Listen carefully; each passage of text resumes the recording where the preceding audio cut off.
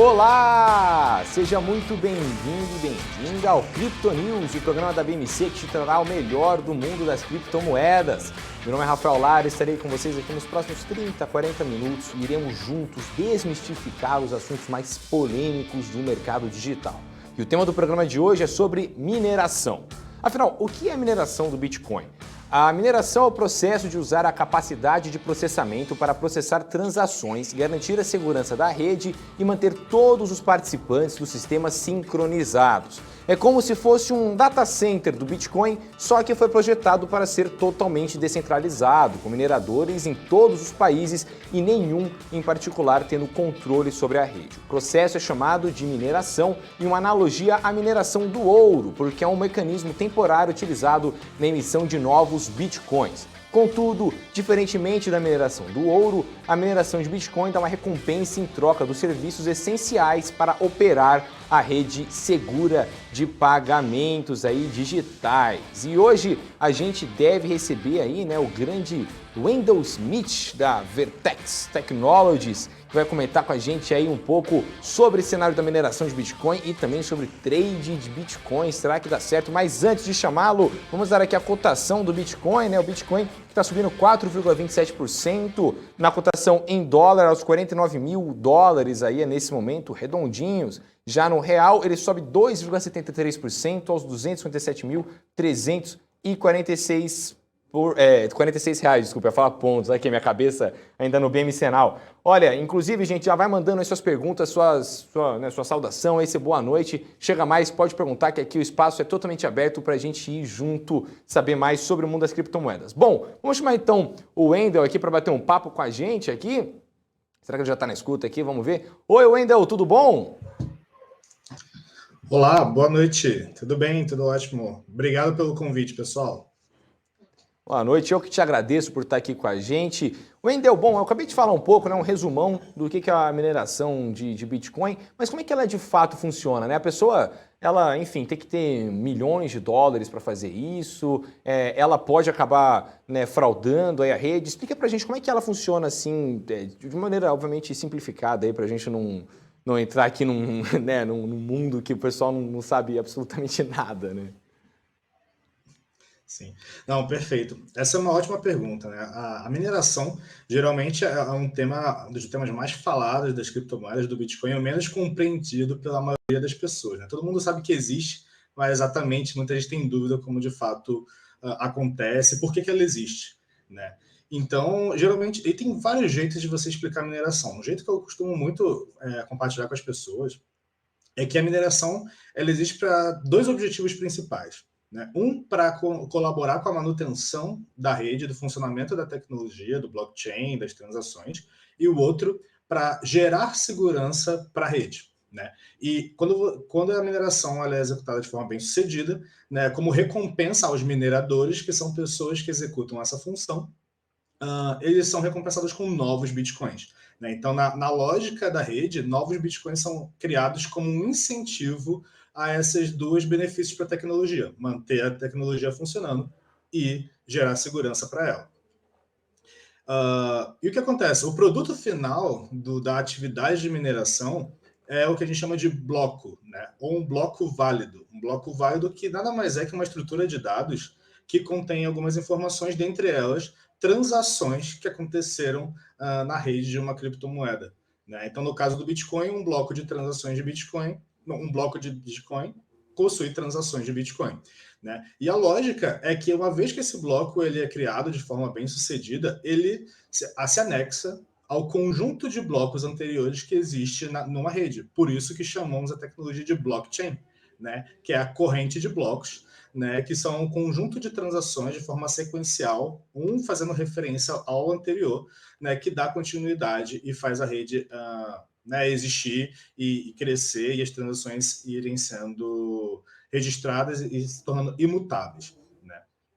E como de fato acontece a mineração, como de fato é a operacionalização da criação de um bloco.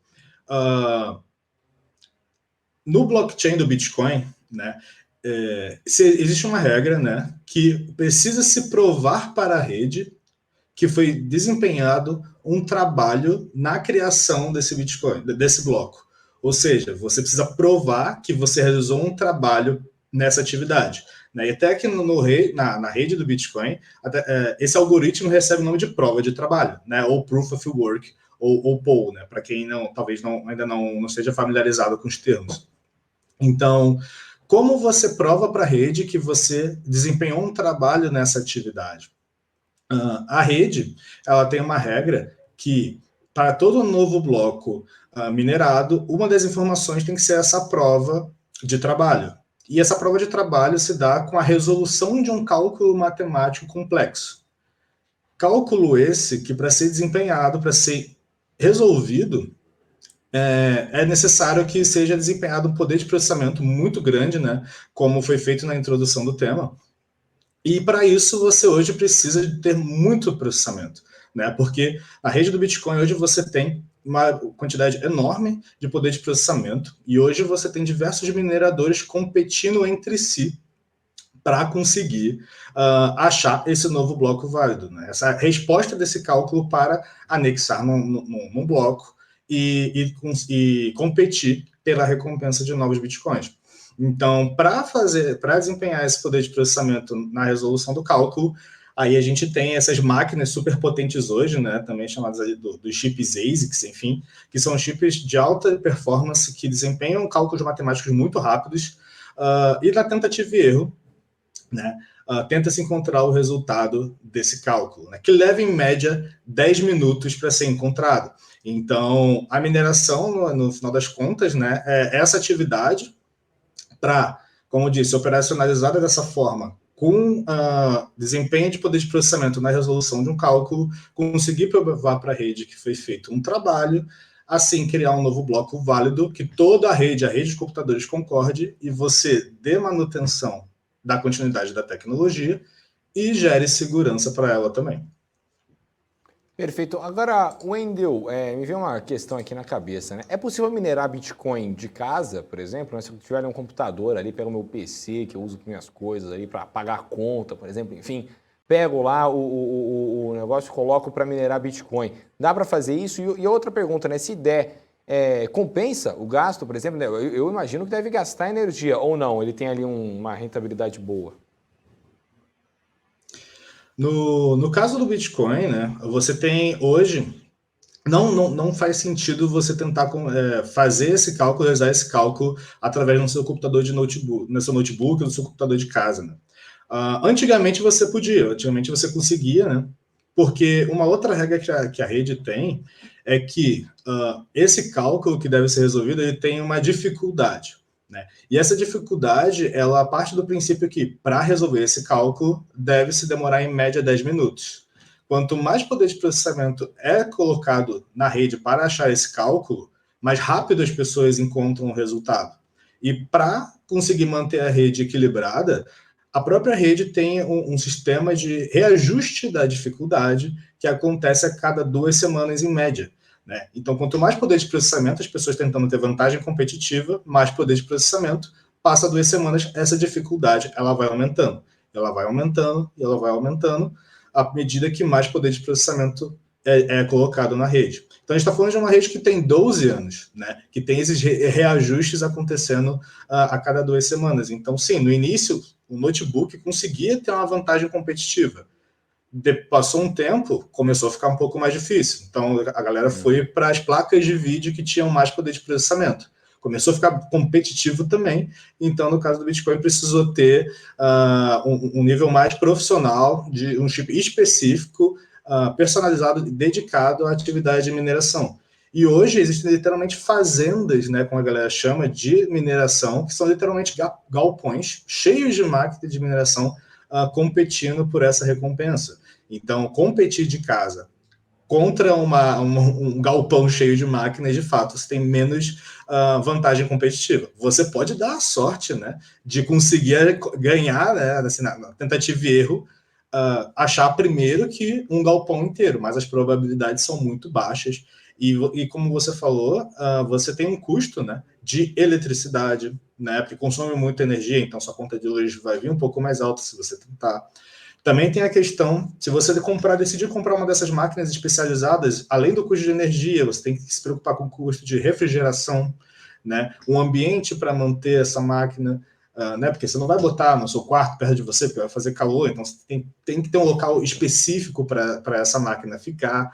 Então, sim, hoje a gente já está no nível um pouco mais industrial da mineração do Bitcoin, né, principalmente, e mais uma opção que as pessoas tenham também de participarem das chamadas pools de mineração.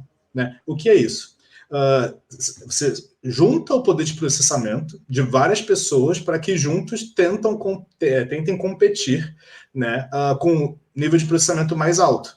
E quando esse pool, esse grupo de pessoas encontra esse bloco válido e ganha a recompensa, ela é dividida proporcionalmente para todos os participantes desse pool de mineração, como a galera chama. Então, é uma forma de você tentar participar, né? Mas sozinho, de casa do computador, não faz muito sentido hoje.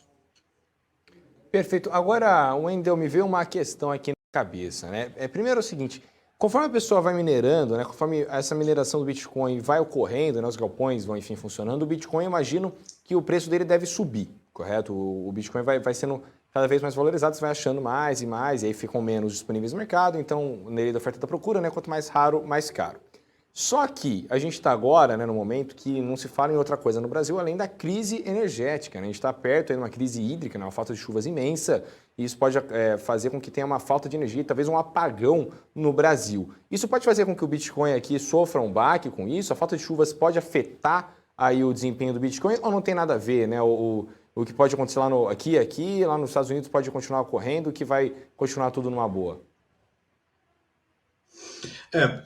Principalmente esse segundo cenário que você desenhou, né? Por quê? Porque a mineração, ela, como é uma atividade global, né, está distribuída por vários países ao redor do mundo, a maior parte dela está localizada em regiões que você tem vantagens, né, em relação a custo de energia e custo de refrigeração, e também a questão do custo de importação, porque essas máquinas, né, elas são geralmente construídas em empresas na China, né, a maioria das vezes, então tem todo um custo de importação. Então, as empresas, os indivíduos, né, que tentam, né, desempenhar a função, eles tentam se localizar em regiões que sejam mais vantajosas economicamente. E o Brasil, infelizmente, nunca foi uma dessas opções. Né? Então, na questão de mineração, para o contexto geral da rede, não vai ter um impacto, né, praticamente inexistente no contexto da mineração, esse evento local que acontece no nosso país. E o preço, em geral, a gente tem cotações no Brasil, né, nas exchanges de criptomoedas brasileiras, mas o preço que tende a ser referência no mercado é em dólar.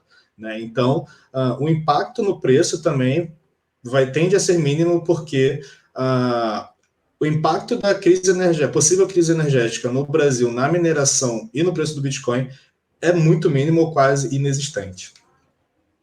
Tá certo, então. Bom, agora o professor Lucas Esmeraldo veio aqui com a pergunta se quando ele minera na vida real, ele tem o produto ouro, né, ou qualquer outra pedra preciosa, que são objetos de lastro e garantia no mundo todo.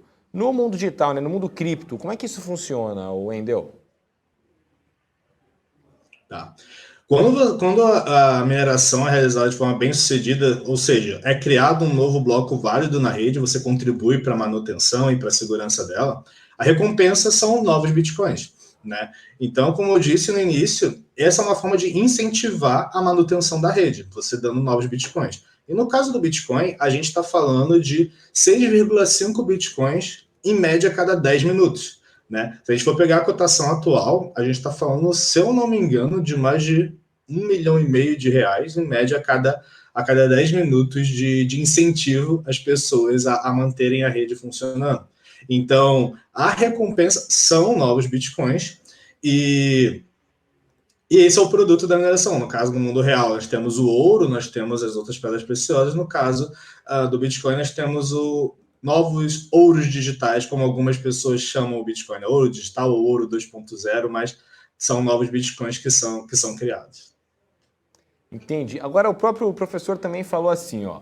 Já vi vídeos de grandes galpões lotados de computadores no leste europeu movidos a energia de baixo custo, energia nuclear. Meio estranho. Isso é real? É um tipo de investimento mesmo?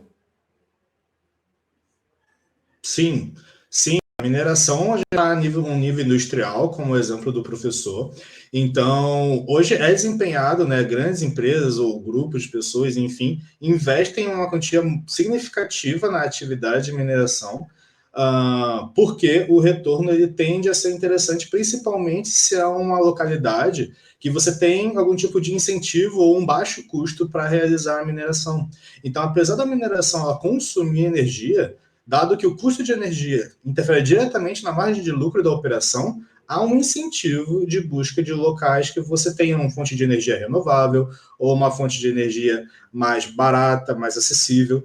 Então, sim, é perfeitamente possível. Então, a China era um grande polo disso, né? E países também que têm um clima mais gelado, naturalmente, também tendem a atrair, porque você, né, já é gelado naturalmente, você tem um pouco menos de custo com refrigeração. Então, sim, esses localidades que têm essas propriedades favoráveis à mineração têm esses que atraem a maioria dos empresários, das empresas e dos grupos envolvidos na atividade. Até porque não tem muito nem como competir, né? O Brasil aqui fazendo calor pra caramba. Esses dias aqui em São Paulo tava fazendo muito calor, né? E eu tenho que ficar usando terno. Então você sai de casa todo suado, já imagina? Aí você compara com a Rússia da vida, por exemplo, que tem menos 35, né? Ou até mesmo os Estados Unidos, que em Nova York às vezes chega a fazer menos 25, não tem nem comparação, né, Wendel? Bom, Wendel, queria agora mudar um pouco de assunto. Queria falar um pouco sobre trade de Bitcoin, né? O pessoal da produção me falou que você faz... Eu nem sabia que existia trade de Bitcoin. Como é que isso funciona? E dá para ganhar muito dinheiro com isso aí? Dá, dá sim. Dando um contexto, né? Hoje eu também estou trabalhando num produto dedicado à atividade de trading profissional de criptomoedas. Mas fiquem tranquilos, não é um produto que você investe, mas simplesmente uma plataforma profissional para as pessoas poderem analisar, semelhante ao que o amigo do tópico anterior estava mostrando o Profit Pro. Então, a empresa Vertex Technologies fez uma parceria com a Analogica, que é a empresa que mantém o Profit, e desenvolveu o Vector, que, em resumo, é o Profit de cripto.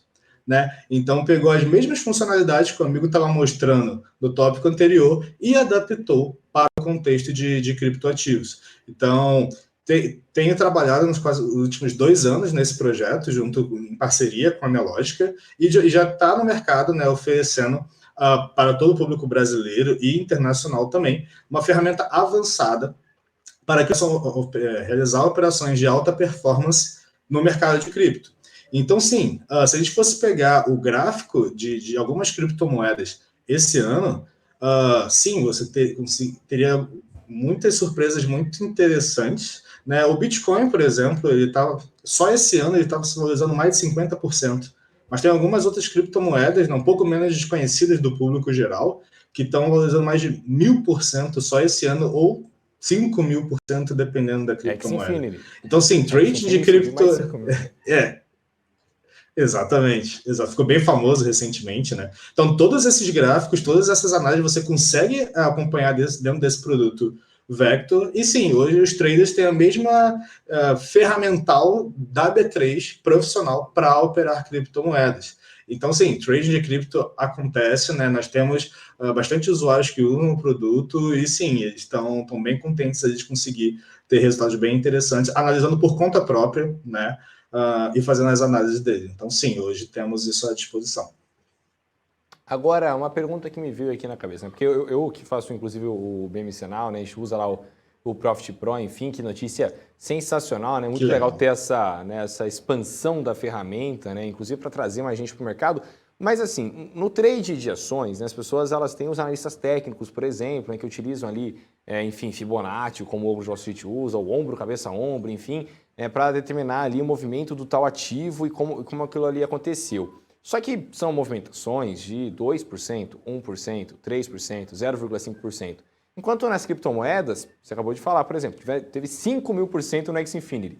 Como é que um trader ele consegue saber se ela vai subir? Como é que é o preço-alvo dele? Qual que é o limite? Como é que ele vai estabelecer esse limite? Entendeu? Porque X-Infinity, por exemplo, subiu 5.000%. Eu duvido assim, não, quer dizer, não vou apostar nada não, porque eu não gosto de apostar, mas eu duvido que alguém falou assim, não, eu tenho certeza absoluta que eu estou em janeiro, em agosto vai ter subido 5.500% o negócio. Porque se ele soubesse, acho que ele deveria ter falado para todo mundo o ciclo dele para vender tudo que tem, investir nisso aí, que vai ficar multibilionário, né, Wendel?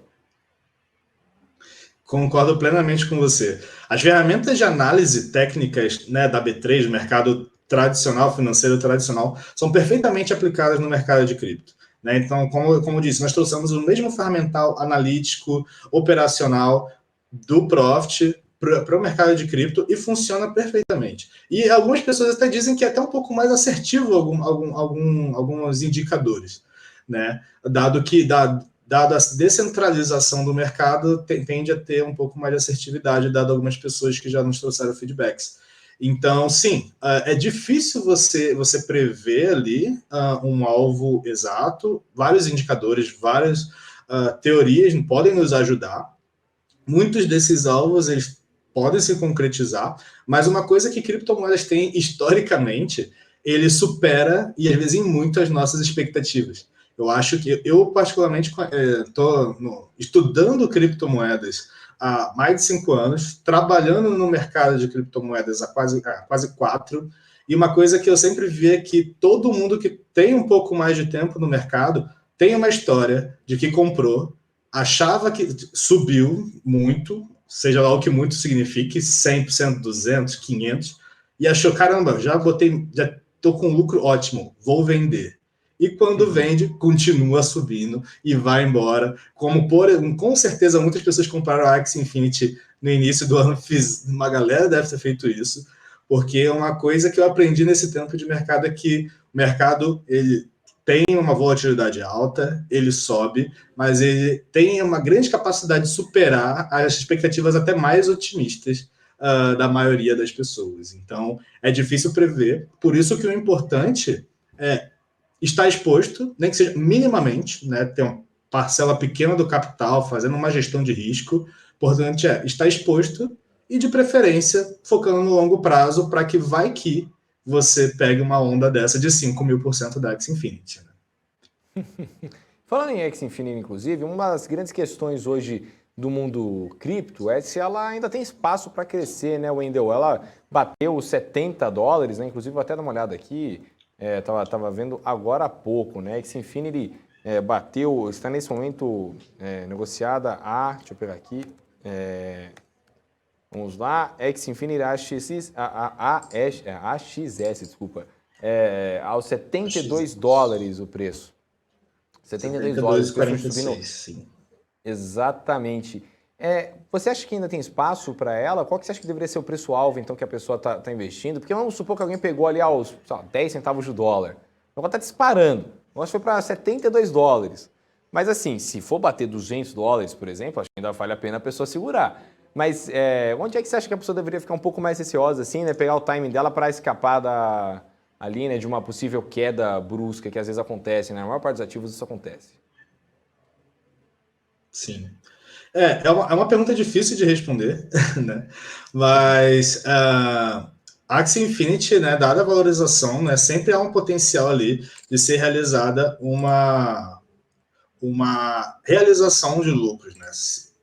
Então, vendo aqui, né, um pouco do gráfico desse ano, tá crescendo bem, né? Pode estar dando um pouco de lado ali nos últimos dias, mas dado o crescimento do projeto e tudo mais, pode ser que tenha sim um potencial de lucro ali, um pouco de valorização um pouco maior.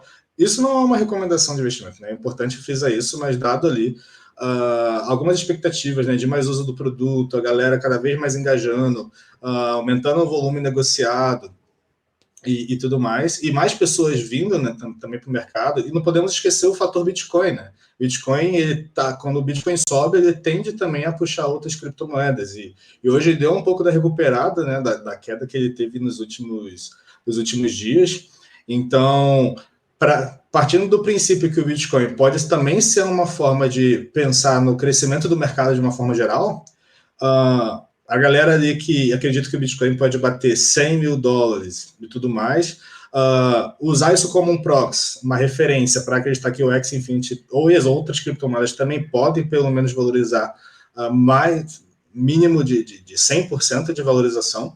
é uma tese que, sim, muitos analistas e muitas pessoas acreditam, e pode ser que se concretize, né? Um ativo que já subiu 5.500%, o que são mais 100%. Né? Óbvio, rentabilidade passada não é garantia de rentabilidade futura, mas eu acho que é um ativo que ainda não entregou todo o seu potencial, já entregou bastante, mas eu acho que ainda tem bastante ainda, principalmente no uso do produto, né? Do uso do joguinho ali, da atividade, da dinâmica ali. Acho que está só no início, então para quem quiser se expor, faz sentido, né? Sempre respeitando a sua gestão de risco, a sua estratégia, o seu operacional, mas não pensar só esse ano. Esse ano pode ser que suba um pouco mais, mas tendo em vista ali que se a gente pegar o histórico do Bitcoin especificamente, quem comprou Bitcoin e esperou pelo menos 4 ou 5 anos nunca teve prejuízo. Se a gente botar esse mesmo, pelo menos as análises que se faz, você identifica esse padrão. Se você aplicar a mesma lógica a Axie Infinity, né, e acompanhando o projeto, óbvio, acompanhando a dinâmica do projeto, a tendência, pode ser que faça sentido você entrar no projeto e pensar no longo prazo e ter boas surpresas. Mas um alvo cravado agora fica um pouco complicado de trazer.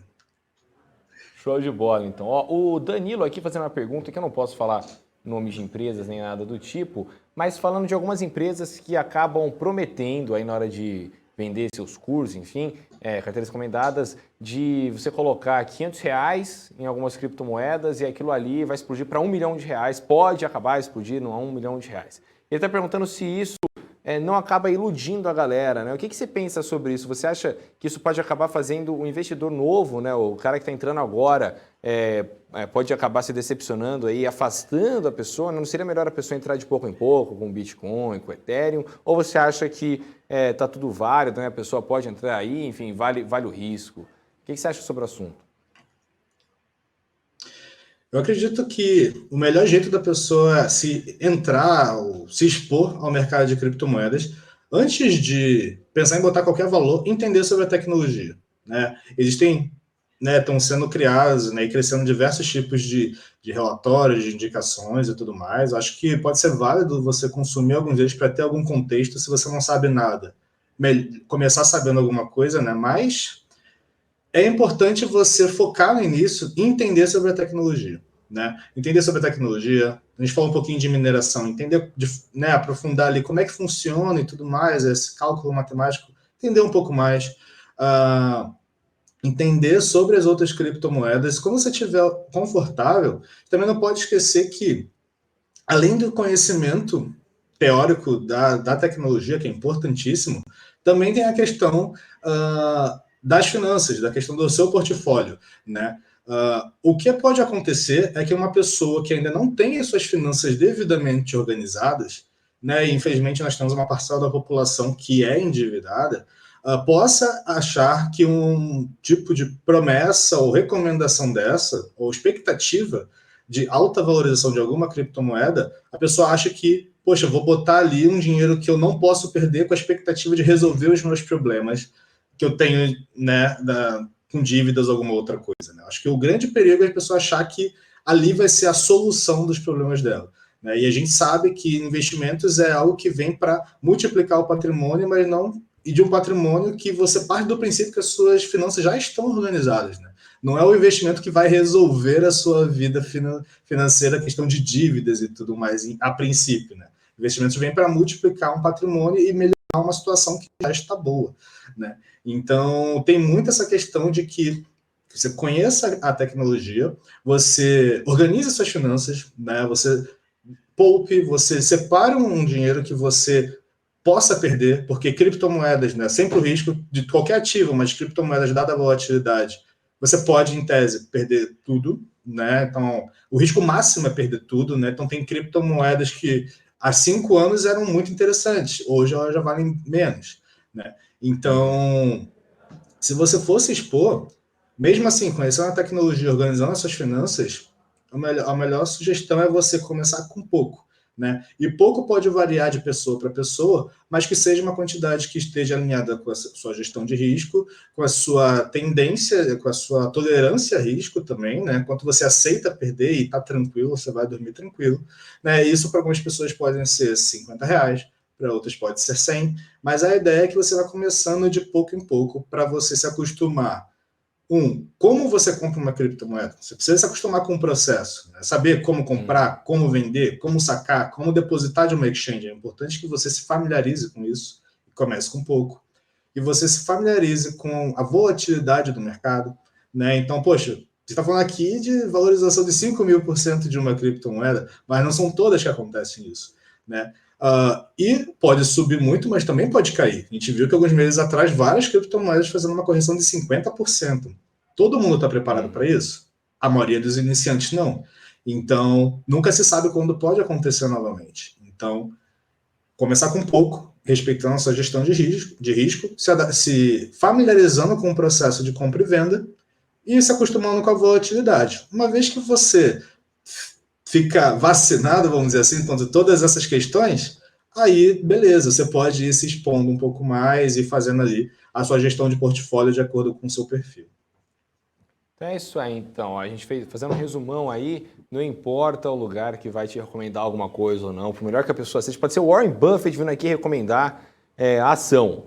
Estuda bonitinho a lógica, estuda onde você está colocando o seu dinheiro. O dinheiro é um negócio que é suado, é complicado, entendeu? Não vai se endividar para investir. Essa é a primeira coisa, né? É a primeira coisa que todo mundo fala, quero ficar rico com ação, com criptomoeda. Mas calma, você já limpou suas dívidas? Limpa as dívidas, se organiza bonitinho, vai lá de pouco em pouco, finanças pessoais, depois economia, enfim.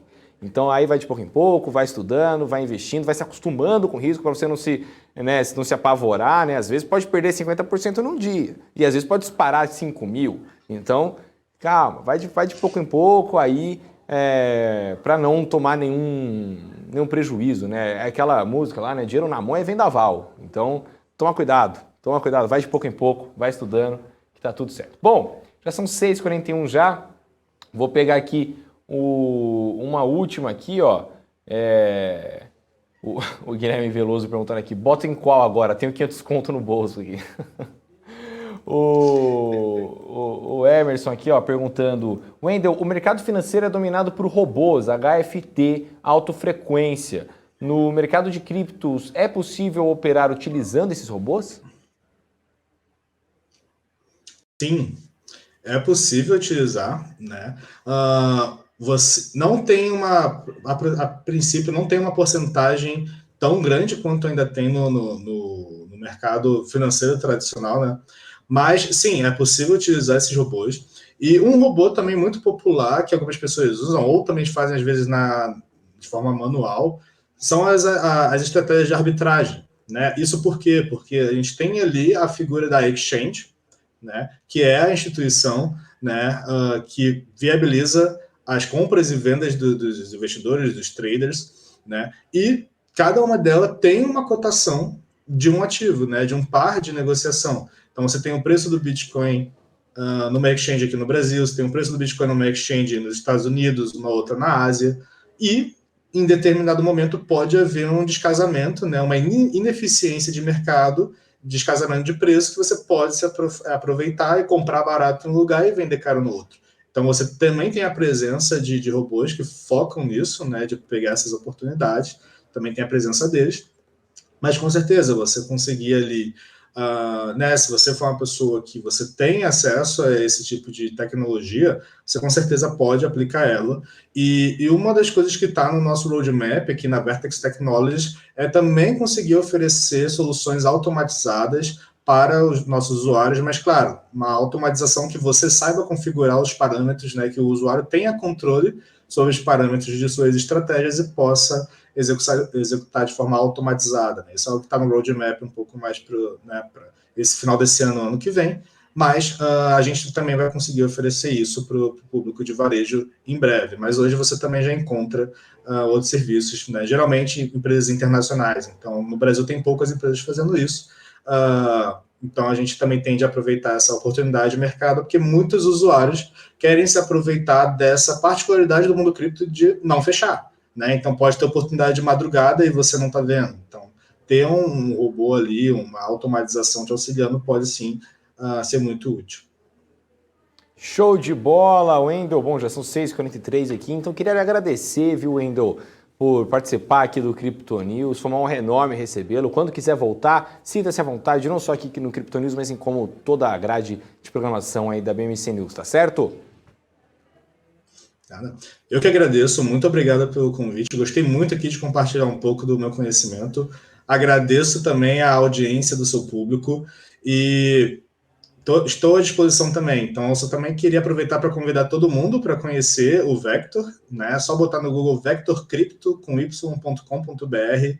Vocês vão ter acesso a todas as informações do produto e também acesso a um teste de 15 dias para desfrutar a plataforma e ter acesso a exchanges brasileiras, exchanges internacionais e poder realizar operações de alta performance nessas exchanges. Então, muito obrigado pelo espaço, espero ter contribuído e atendido as expectativas e muito obrigado. Muito obrigado a você, Wendel. Bom fim de semana aí para você. Bom, gente, Muito agora obrigado. são 6h44 aqui, vamos finalizando aqui o Crypto News dessa semana, lembrando sempre que você pode nos acompanhar no nosso portal www.bmcnews.com.br, nas nossas redes sociais, @bmc.news. Eu vou agora lá para a live do Patinho Feio com o grande Alex André da Sara Invest, nosso Instagram agora às 7 horas, então já sintoniza lá, manda suas perguntas aí, suas piadas, seus comentários, enfim. Um grande abraço a todos e até mais. Tchau, tchau!